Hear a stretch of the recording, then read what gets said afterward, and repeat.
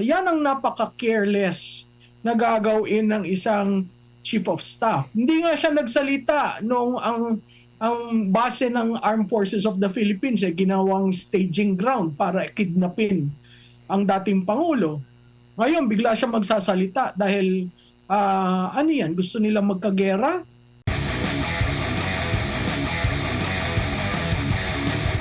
Ma'am, marami pong mga ganap at problema kinakarap ang ating bansa. Hindi po ba kayo kinakabahan, ma'am, doon sa mga pronouncements ng AFP na nakaraan? Huwag daw tayong kabahan eh.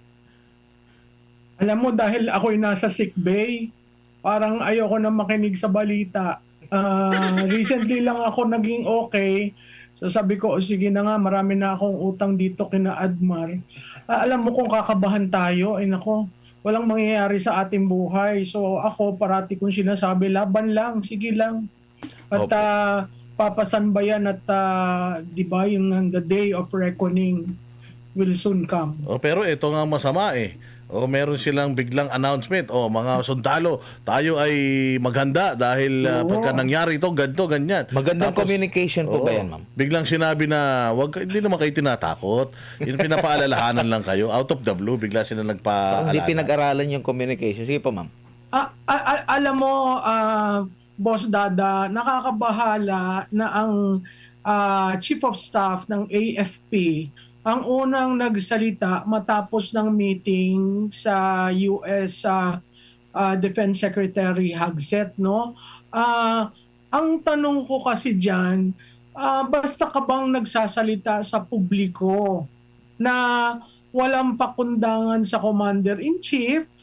Una, pangalawa, o sinabihan ba siya ng Commander-in-Chief niya na magsalita? Pangatlo, ano naman ang role ng ating DFA?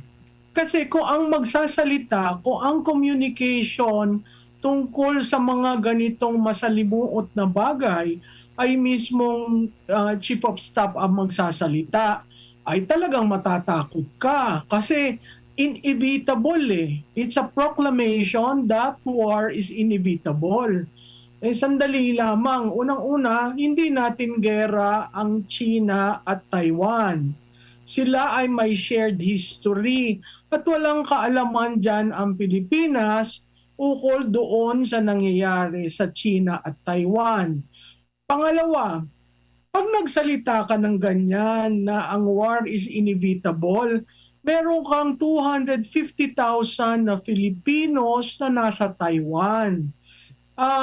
Sila nga mismo nagsasabi, wala naman mamgera, wala naman kaming kaguluhan. So hindi ko maintindihan kung saan ang gagaling itong Chief of Staff natin, no? Pang-apat, bago ka magsalita na war is inevitable, meron na ba ho tayong repatriation plan? No? Paano natin planong kunin ang 250,000 na katao na Pilipino? Una, sila ba ay gustong sumama? Nakita natin sa Iraq, di ba?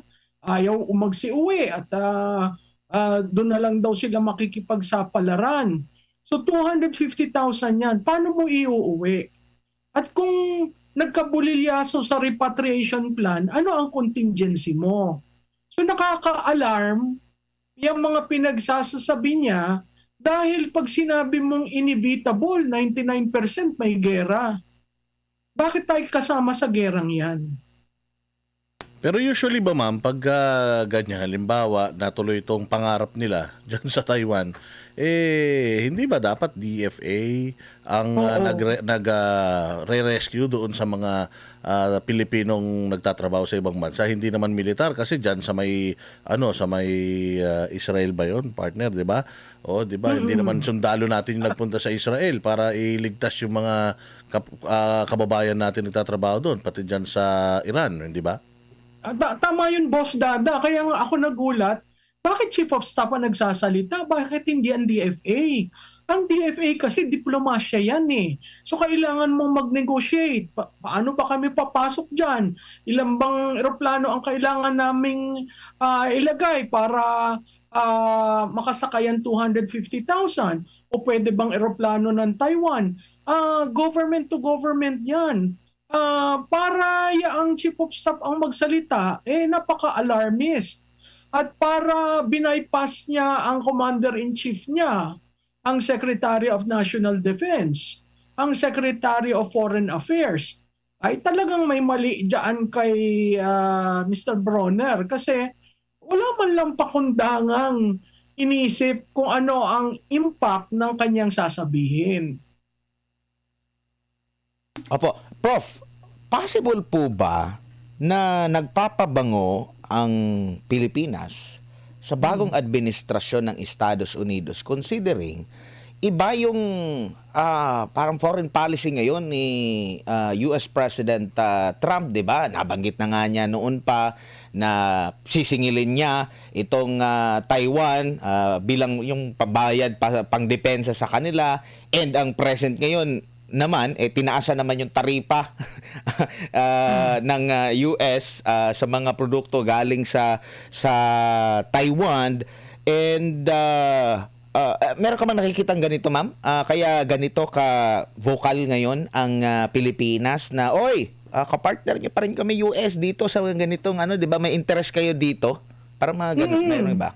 At tama yan. Tama yung iyong sinasaisip kasi immediately after nagsalita, no? Ang natatandaan natin, si Secretary Hegseth nagsabi ironclad, merong mga Typhoon missile na ilalagay na naman, merong bilihan ng eroplano, etc. etc. no?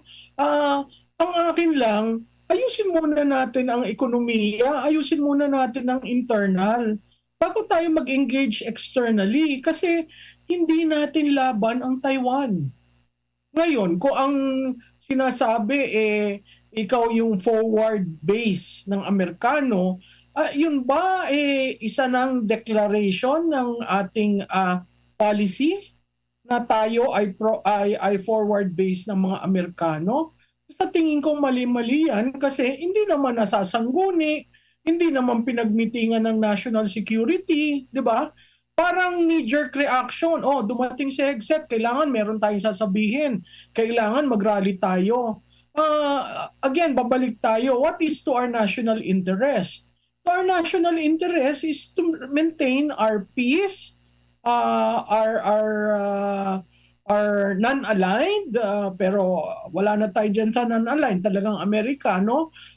Pero iisipin muna natin, anong impact niyan sa mga Pilipino? Kasi marami tayong Pilipino globally. So, ang una nating iniisip dyan, pag may declaration ng war, at saka, again, between China and Taiwan, dati magkasama yan. Kung titingnan natin ang kasaysayan nila, nag-declare ng independence ang Taiwan. Nung eleksyon, sinasabi ng mga nanalong mga leader ng Taiwan, hindi naman daw nila interest talagang bumukod sa China. At walang mangyayaring ganyan. So, ang akin lang, ito puros mga sound bites na hindi nakakapukaw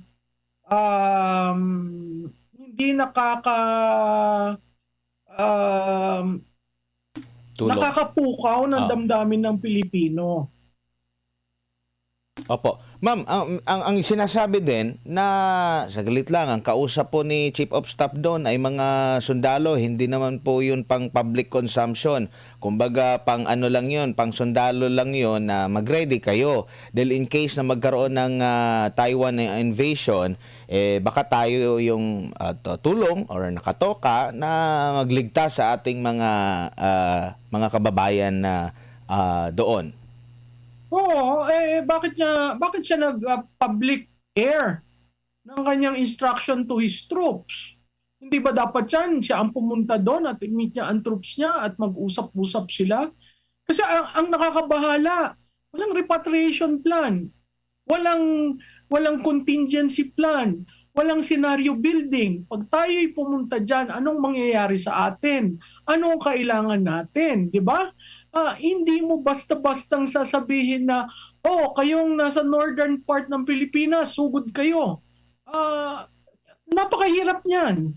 Kasi, again, parang binibigay mo na yung soberanidad mo sa Pilipinas na Pwede ako maglagay diyan ng kung ano mang defense equipment para maka-reach sa Taiwan. Yung sinasabi niya pati na traditional war, maghanda na kayo at in case of invasion, hindi na tayo nandun sa level na ang gera e mano-mano, may mag-i-invade, hindi na doon. Lahat yan ay sonic missiles.